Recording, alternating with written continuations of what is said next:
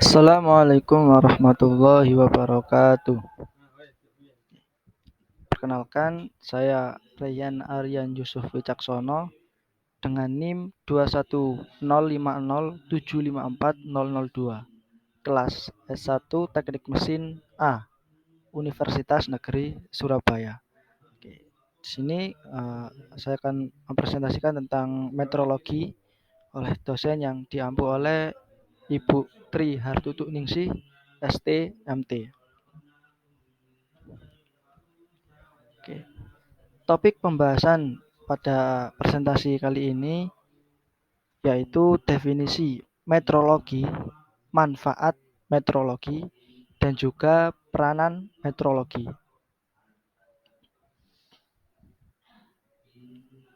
Oke. Definisi meteorologi. Menurut Unstad tahun 2004, meteorologi adalah ilmu tentang pengukuran, termasuk di dalamnya satuan ukuran beserta standarnya, instrumen pengukuran dan penerapannya, serta teori dan permasalahan dalam aplikasi yang berkaitan dengan pengukuran. Nah, kalau menurut Undang-Undang Republik Indonesia Nomor 2 Tahun 1981, pengertian meteorologi atau definisi meteorologi adalah ilmu pengetahuan tentang ukur-mengukur secara luas. Meteorologi ini meliputi semua aspek pengukuran praktis dan teoritis, termasuk juga ketidakpastian pengukuran di bidang aplikasinya. Next. Manfaat meteorologi. Manfaat meteorologi dalam kehidupan manusia dalam berbagai bidang. Yang pertama dalam bidang perdagangan, yaitu manfaatnya kegiatan meteorologi ini sangat erat terkait di dalamnya dalam transaksi jual beli. Dalam perdagangan ini transaksi jual beli sangatlah bermanfaat dalam meteorologi. Kemudian di bidang kesehatan, yaitu penggunaan monitor klinis, termometer, alat tekanan darah, elektrokardiograf, dan alat untuk mengukur irama atau denyut nadi. Dan di bidang keselamatan dan lingkungan, manfaat meteorologi ini ada di bidang lalu lintas, yaitu ketepatan ukuran, tekanan ban, sistem kemudi, sistem pengereman, sistem elektrik, isyarat, keadaan darurat. Oke. Selanjutnya yaitu metodologi. Kalibrasi dan peneraan. Di sini ada gambar rantai ketertelusuran yang diawali oleh alat ukur, kemudian naik standar kerja, naik standar sekunder, kemudian terpecah menjadi dua, yaitu standar primer nasional dan juga standar primer negara lain. Kemudian puncaknya yaitu standar internasional.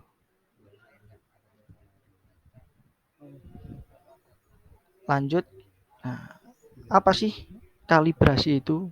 Di sini jelaskan, kalibrasi adalah proses pembandingan hasil pengukuran suatu alat ukur dengan hasil pengukuran alat ukur standar atau acuan.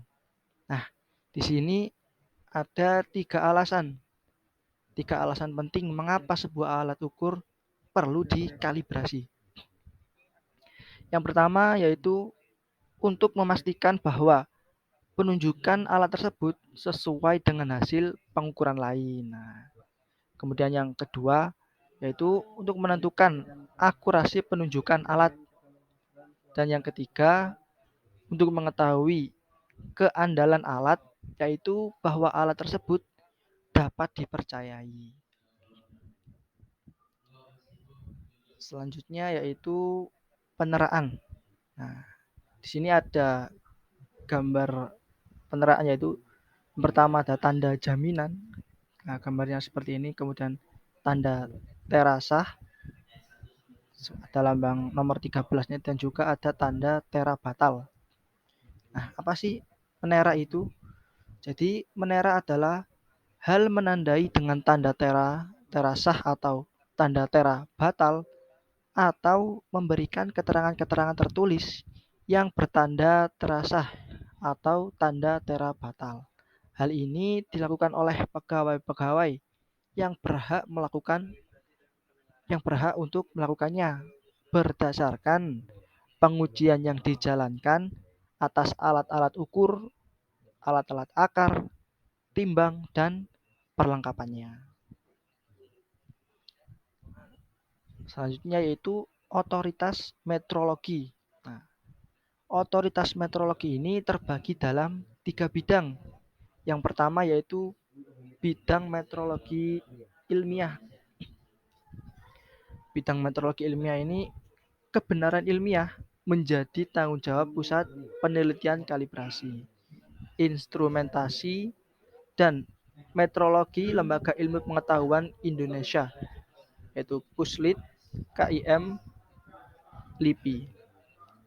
Kemudian yang kedua yaitu di bidang metrologi legal, yang mana pengukuran yang berkaitan dengan regulasi menjadi tanggung jawab Direktorat Metrologi Kementerian Perdagangan. Dan yang ketiga, yang terakhir yaitu metrologi di bidang metrologi akreditasi laboratorium. Hal ini menentukan kompetensi suatu laboratorium untuk melakukan pengukuran, baik pengujian maupun kalibrasi, menjadi wewenang Komite Akreditasi Nasional atau KAN. Nah, SDM metrologi. SDM kemetrologian yang kompeten adalah SDM yang memiliki kecakapan yang memadai untuk melakukan suatu tugas atau memiliki keterampilan dan kecakapan kemetrologian yang diisyaratkan.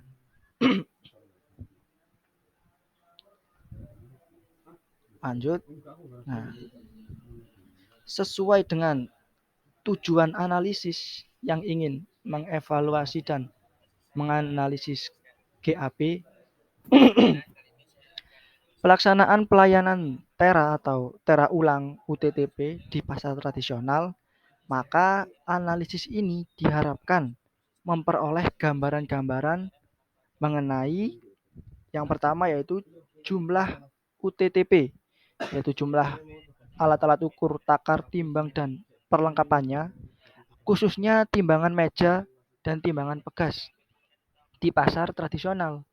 Nah, informasi ini digunakan untuk menggambarkan jumlah dan perkembangan timbangan yang digunakan oleh pedagang di pasar tradisional. Kemudian informasi-informasi ini berasal dari data sekunder yang diperoleh dari Dinas Perdagangan, nah, UPTD Metrologi Legal, dan pengelolaan pasar setempat. Kemudian yang kedua yaitu kapasitas UPTD, yaitu Unit Pelaksana Teknis Daerah, yaitu untuk melaksanakan pelayanan tera atau tera ulang UTTP, pengawasan, dan penyuluhan di pasar tradisional. Nah, informasi ini diperoleh dari UPTD Metrologi Legal. Kemudian yang terakhir, yang ketiga yaitu GAP atau selisih, yaitu selisih antara permintaan dan kapasitas pelayanan tera atau tera ulang UTTP di pasar tradisional. Lanjut, responden dan sampling. Nah, pada key person atau responden, unit pelaksanaan teknis daerah atau UPTD, pelayanan meteorologi legal provinsi, instrumennya yaitu kuesioner UPTD meteorologi legal dan menggunakan metode wawancara dan FGD. Kemudian untuk key person responden, instansi atau lembaga yang membawahi pengelolaan pasar tradisional di kabupaten atau kota dengan instrumen kuesioner pengelolaan pasar menggunakan metode wawancara FGD. Kemudian key person atau responden pedagang pasar dengan instrumen kuesioner pedagang menggunakan metode wawancara dan juga uji ulang timbangan menggunakan anak timbangan standar yaitu 1 kilogram. Nah, sampling tahu ini memperhatikan elaborasi kebutuhan informasi. Tampak bahwa sumber informasi adalah UPTD metrologi legal di daerah kajian, pengelola pasar tradisional yang diamati di daerah kajian, dan pedagang pasar tradisional penggunaan timbangan yang ada di pasar. Nah, ini yang diamati. Kemudian data primer yang dikumpulkan meliputi satu dari UPT metrologi legal daerah yang mana update terhadap data kapasitas UPT metrologi legal daerah terutama dari sisi kapasitas SDM dan sarana serta informasi mengenai hambatan dan pelaksanaan pelayanan, pengawasan dan penyuluhan metrologi legal di wilayah kerjanya. Kemudian yang kedua yaitu dari pedagang yang mana profil identitas pedagang dan kondisi status dan pemenuhan standar timbangan itu semua milik pedagang. Kemudian yang terakhir yang ketiga yaitu dari pengelola pasar, yaitu berasal dari profil pasar. Lanjut, tahapan pelaksanaan analisis. Yang pertama yaitu persiapan yang mencakup rangkaian kegiatan yaitu melakukan koordinasi tim peneliti, melakukan pendalaman kajian literatur sebagai landasan teoritis dan akademis pelaksanaan penelitian, dan lain-lain. Kemudian lanjut penyusunan desain analisis. Nah, penyusunan ini termasuk melakukan uji kuesioner dan uji kesesuaian instrumen dengan tujuan penelitian serta melakukan pembahasan desain analisis. Tahapan selanjutnya yaitu pengumpulan data. Baik data primer dan data sekunder, semua dikumpulkan dilakukan pada 6 kota yang memiliki unit pelayanan meteorologi di 6 provinsi yang dipilih berdasarkan potensi ekonomi. Kemudian tahap yang selanjutnya yaitu pengolahan data yang mana mencakup kegiatan tabulasi dan pengelolaan data observasi dan survei lapangan. Tahapan yang selanjutnya yaitu analisis dan interpretasi data yang mana hasil pengolahan data dianalisis dengan menggunakan pendekatan analisis deskriptif, kualitatif, dan kuantitatif. Tahapan yang selanjutnya yaitu perumusan kesimpulan dan rekomendasi. Yang mana berdasarkan hasil analisis, data dan interpretasinya ditarik kesimpulan, serta penyusunan rekomendasi. Nah, kesimpulan dari PPT kali ini, yang pertama yaitu kegiatan UTTP atau pelayanan tera ulang masih mengandalkan pemerintah pusat. Kemudian kesimpulan yang kedua, kegiatan pengawasan dan penyuluhan relatif tidak dilaksanakan. Dan yang ketiga, kapasitas pelayanan tera atau tera ulang hanya dapat terjangkau sekitar 24,7% dari estimasi populasi timbangan yang ada di pasar tradisional. Kemudian kesimpulan yang terakhir yaitu tidak ada sanksi jika ada pelanggaran yang ditemukan. Nah, hal ini karena UPT tidak memiliki kewenangan untuk melakukan penyidikan dan tindakan. Kemudian rekomendasi yang pertama, perlu mendorong pemerintah bahwa UTTP ini bersifat mandatori dalam upaya perlindungan konsumen.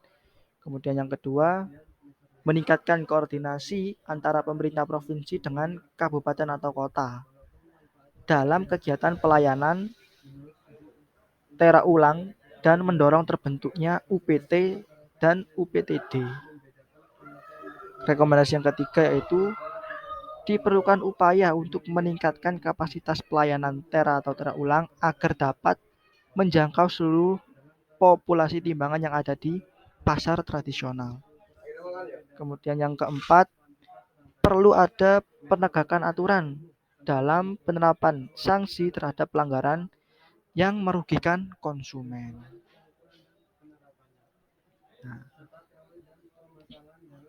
Nah, sekian presentasi dari saya.